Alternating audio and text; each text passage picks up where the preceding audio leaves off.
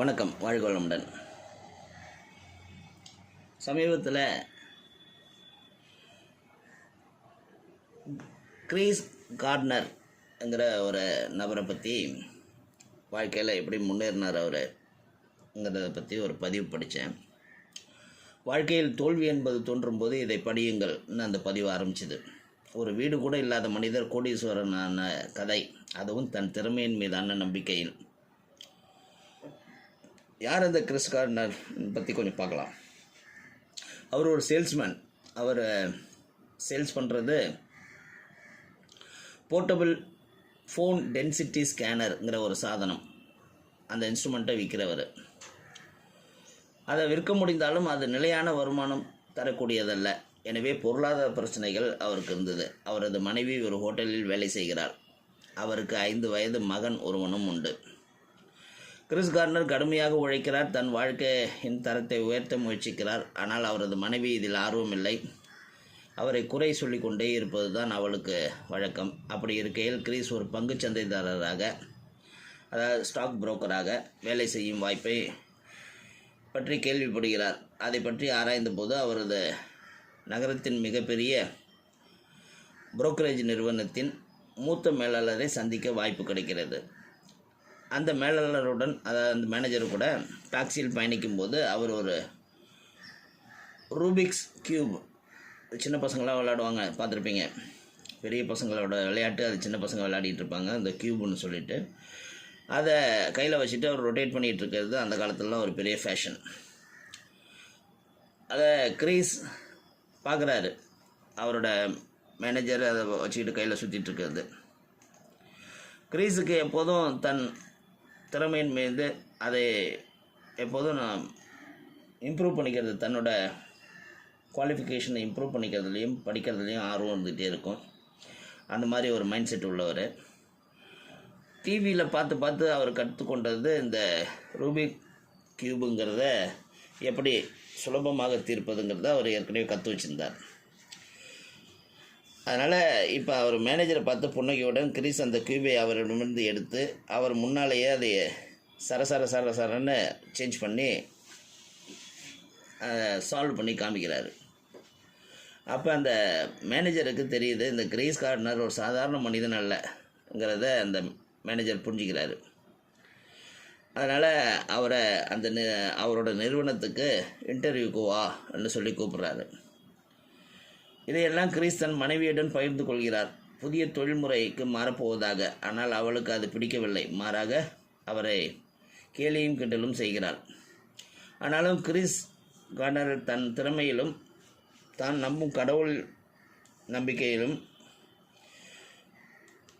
அதோட உந்துதலோட அந்த stock brokering ஏஜென்சிக்கு இன்டர்வியூக்கு போகிறார்.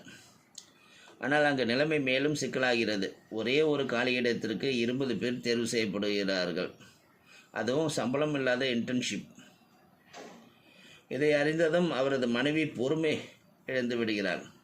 சம்பளம் இல்லாத வேலைக்கு ஏன் போகிறார் என்று புரியாமல் அவரையும் மகனையும் விட்டுவிட்டு வேறொரு இடத்திற்கு சென்று விடுகிறார். இப்போது அவருக்கு ஆதரவு என்பது 5 வயது மகன் மட்டுமே. அவன் முன்னால் தன் சிறிய வெற்றிகளை விலக்கி சொல்வதையும் அந்த இடத்துல பார்க்கலாம். சிறு வயதிலேயே அந்த பையனின் தன்னம்பிக்கை வளர்கிறது. கிறிஸ் புதிய வேலையில் ஈடுபட்டாலும் பழைய விற்பனை வேலையையும் விடவில்லை. மற்ற ஊழியர்கள் தண்ணீர் குடிக்கவோ சிகரெட் பிடிக்கவோ போகும் நேரத்தில் கிறிஸ் அந்த நேரத்தை பயன்படுத்தி கூடுதல் கிளையண்ட்டுகளை அணுகி அவர் ஏற்கனவே பார்த்துக்கிட்டு இருந்த அந்த சேல்ஸ்மேன் வேலையை பார்ப்பார்.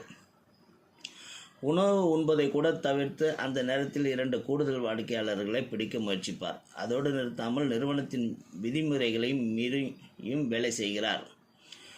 உயர்ந்த வாடிக்கையாளர் வீடுகளுக்கு சென்று நேரில் பேசி நட்பை வளர்க்கிறார். அப்படி இருக்கையில் ஒரு வாடிக்கையாளர் இறக்கப்பட்டு கிறிஸ் கார்ட்னரையும் அவரோட மகனையும் ஒரு ஃபுட்பால் மேட்ச் பார்க்குறதுக்கு கூப்பிட்றாரு. கிறிஸ் கார்ட்னர் மகிழ்ச்சியுடன் அந்த அழைப்பை ஏற்கிறார். போட்டியை பார்க்க சென்ற கிறிஸ் அங்கே வந்திருந்த மற்றவர்களுடன் பேசி அவர்களையும் தன் கிளையண்ட்டாக மாற்றிக்கொள்கிறார். இதற்கிடையே கிறிஸுக்கு பல கசப்பான அனுபவங்கள் ஏற்படுகின்றன. மிகவும் வேதனை தருவது அவர் தங்கியிருந்த வீட்டிலிருந்து அவருடைய மகனும் வெளியேற்றப்படுகிறார்கள். இரவில் தங்க இடமில்லாததால் ஒரு ரயில் நிலையத்தின் கழிப்பறையில் தங்குகிறார்கள். தரையில் டாய்லெட் பேப்பர் விரித்து அதில் குழந்தையுடன் உறங்கிய அவர்கள் பின்னர் வீடு இல்லாத ஹோம்லெஸ் பீப்புளுக்கான ஒரு தங்குமிடத்தில் போய் தங்குகிறார்கள்.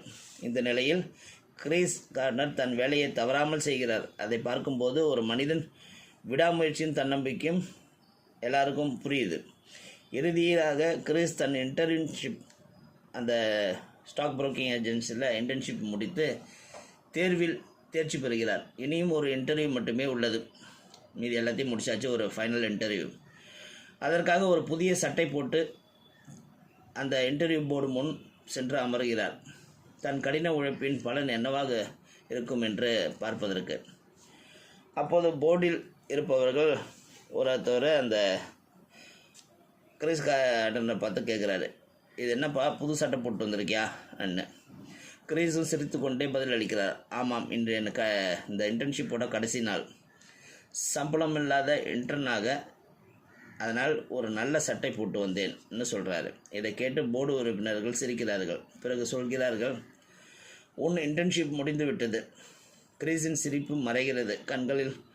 விழிகளில் துளிர்க்கின்ற நீருடன், கடவுளே, என் உழைப்பு வீணாகிவிட்டதா என்று மனதுக்குள் நினைத்து கொண்டு வெளியில் கிளம்ப ரெடியாகிறாரு. அந்த வினாடி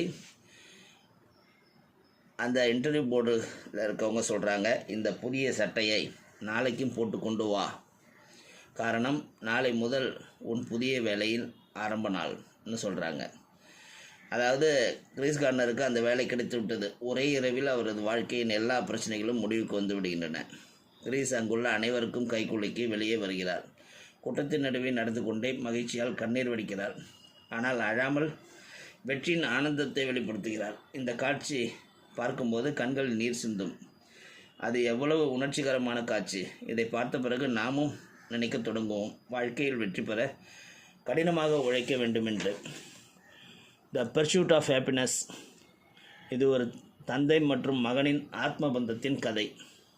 இது வெறும் சினிமா கதை அல்ல, கிறிஸ் கார்னர் என்ற ஒரு மனிதனின் உண்மை வாழ்க்கை கதை. இந்த புத்தகத்தையும் படிக்கலாம், இல்லை திரைப்படமாக இருக்குன்னு நினைக்கிறேன், அதையும் பார்க்கலாம்.